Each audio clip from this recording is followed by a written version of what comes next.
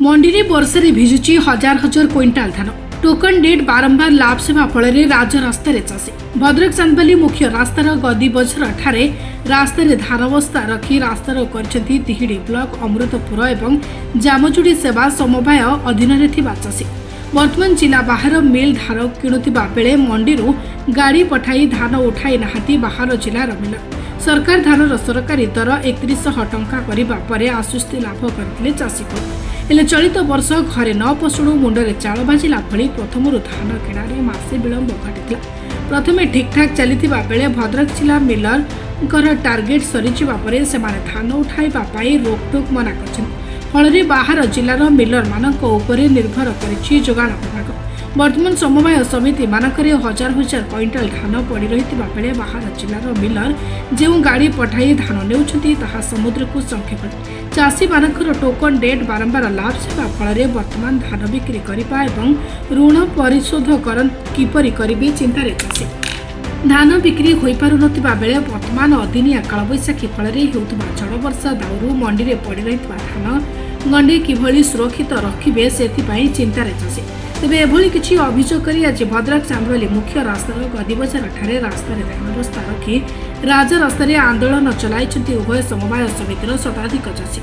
आज सकाळ 9टा ठारू चाषी माने राजरास्ता अवरोध करि बसिछन्। वर्तमान सुधा कौनसी सरकारी अधिकारी घटनास्थल को आसिनथिबा बेले रास्तार उभय पार्श्वरे शताधिक गाड़ी अटकी रही।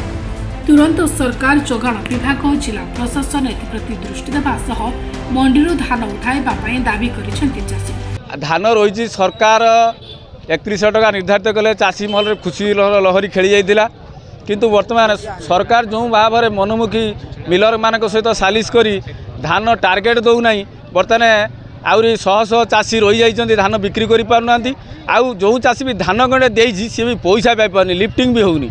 ये सबको नहीं कि आम आज राजरास्ता को आसचु। सरकार आम दाबी को मानी तुरंत आमको जहाँ बाकिया टार्गेट अच्छी दौ 2 दिन भितर लास्ट डेट अच्छी आम 2 दिन भितर धान किणीमु एवं समस्त चाषी उपकृत हेबे एवं सरकार को मध्य साधुवाद जनइबे। न हुए ताने आगामी दिन में नुहे आज ठारू ये लड़ाई आरंभ है। राजरास्तार चाषी मैंने बसचंती मरिया पर्यंत धान रखी एठी बरंग मरीजे किंतु आ घर को फेरबे ना।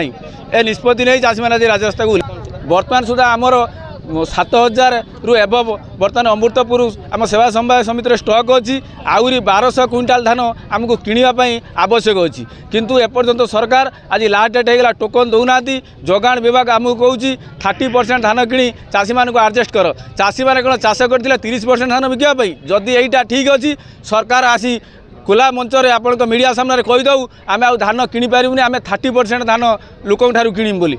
किंतु सरकार कहूँ कहारी गोटे टोकन लाभ हेनी किंतु जोगाण विभाग ये तार मनमुखी कार्य चलई जो कि विरोध कर आज राजरास्ता को आसचु। अमृतपुर सेवा समवाय कमिटर मु जड़े लोनी सोसाइटी लोन आनी प्राइवेट मु 1.5 लाख टका लोन कर चाष 6 एकर बिल चाष कर। वर्तमान मु मंडी की धान नेला बेलू प्रेसिडेंट कहते कौन ना आम 30% धान नमु जदि 30% धान ने मु गोटे चाषी मोर टोकन पाई 36 क्विंटाल 50 किलो मु टोकन पाई अवशिष्ट धान मु करी कौन मु लोन सुझी किमिति फांका महाजन को मु कौटू आनी पैसा देवी। तेणुक मोर अनुरोध सरकार चाषी धान नेले कि मो धान नेले मु चिर उपकृत हेबी आउ सबुदिन मु खुशी रही।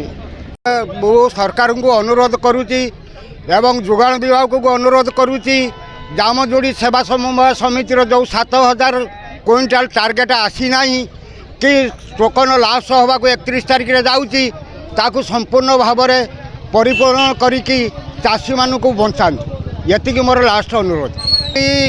आसिक 29 तारिख होगला 7000 क्विंटाल टोकन बा टार्गेट एपर्यंत आम सेवा समवाय समिति की आसीपारी ना।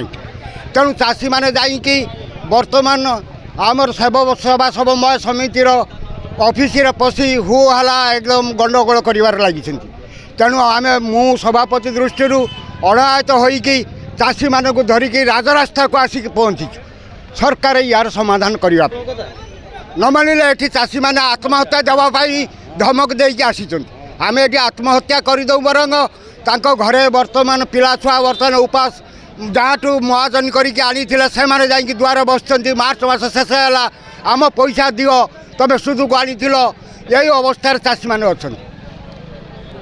ଆମେ ଦାବି ସରକାରଙ୍କୁ କରୁଛୁ, ଆମ ଟାର୍ଗେଟ ଆମକୁ ଫିଲ୍ଅପ୍ କରାନ୍ତୁ ଏବଂ ଚାଷୀମାନଙ୍କର ଧାନକୁ ସୁରକ୍ଷିତ ଭାବରେ 31 ତାରିଖ ପୂର୍ବରୁ ନେଇଯାଆନ୍ତୁ।